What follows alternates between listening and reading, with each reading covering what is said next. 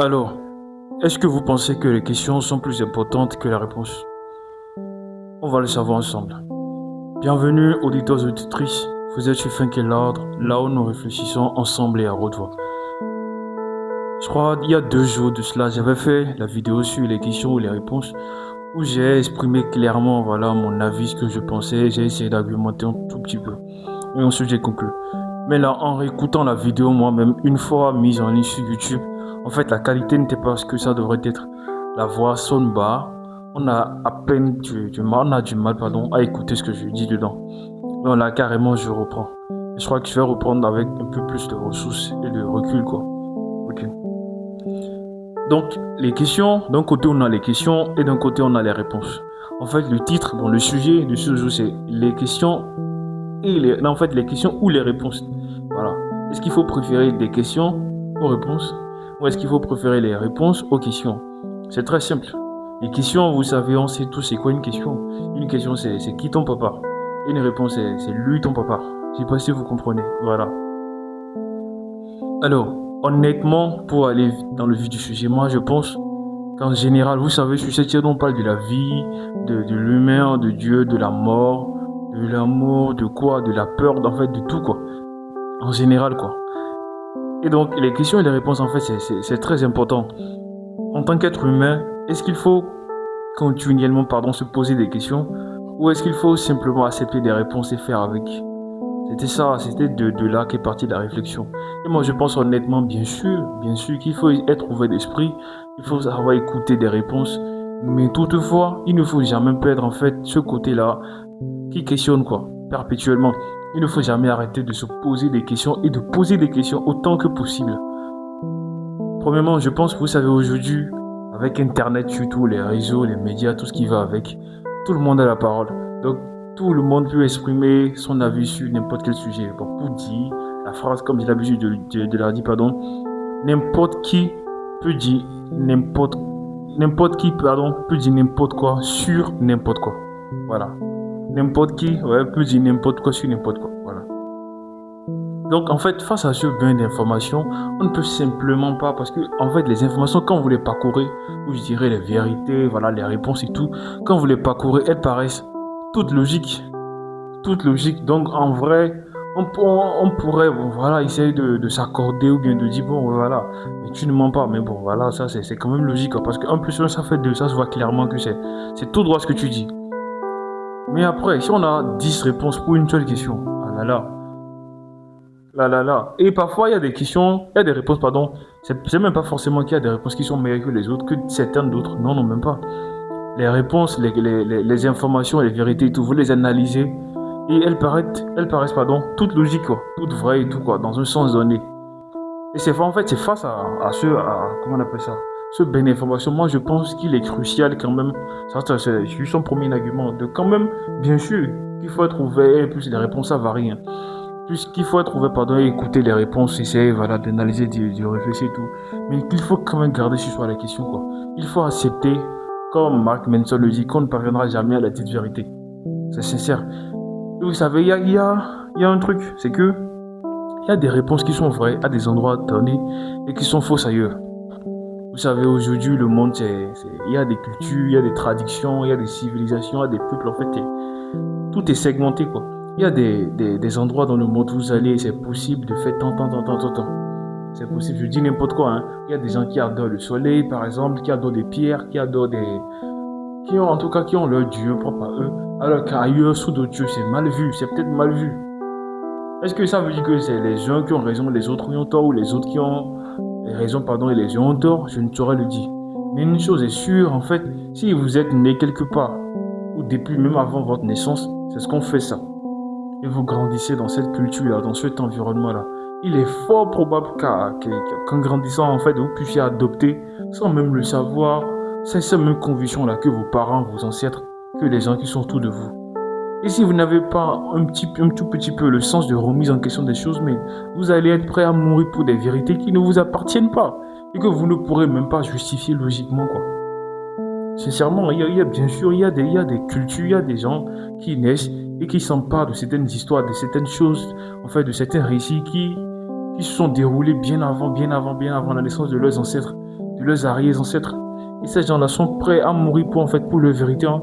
Mais c'est juste dingue, quoi. Alors que s'ils étaient nés, ces mêmes personnes, si elles étaient nées, sous d'autres dieux, allaient entendre ou allaient savoir, allaient garder en tête, d'autres versions des faits, quoi.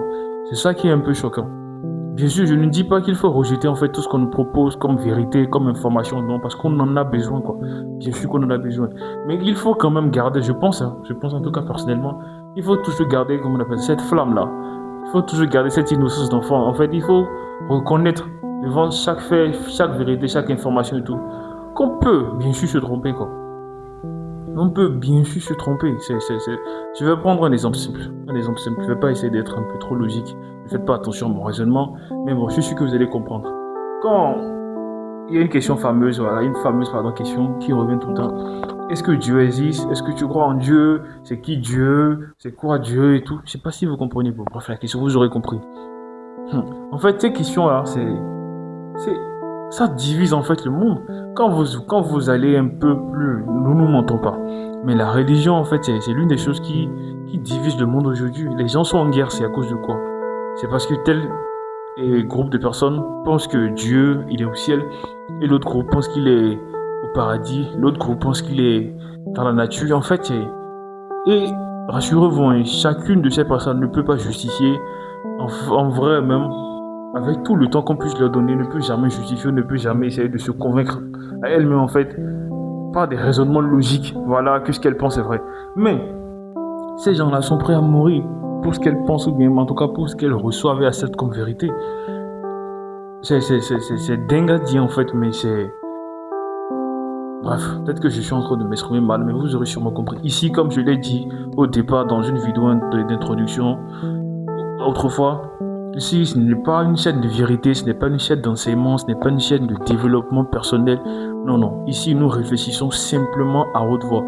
Donc, en fait, je réfléchis et vous allez réfléchir avec moi. Vous allez essayer de voir un peu et lâchez vos commentaires. Les commentaires sont là, je vous lis et puis on va essayer de discuter. Mais voilà, en fait, il y a des... Je pense, il y a je pense personnellement qu'il faut beaucoup faire attention aux vérités, sincèrement.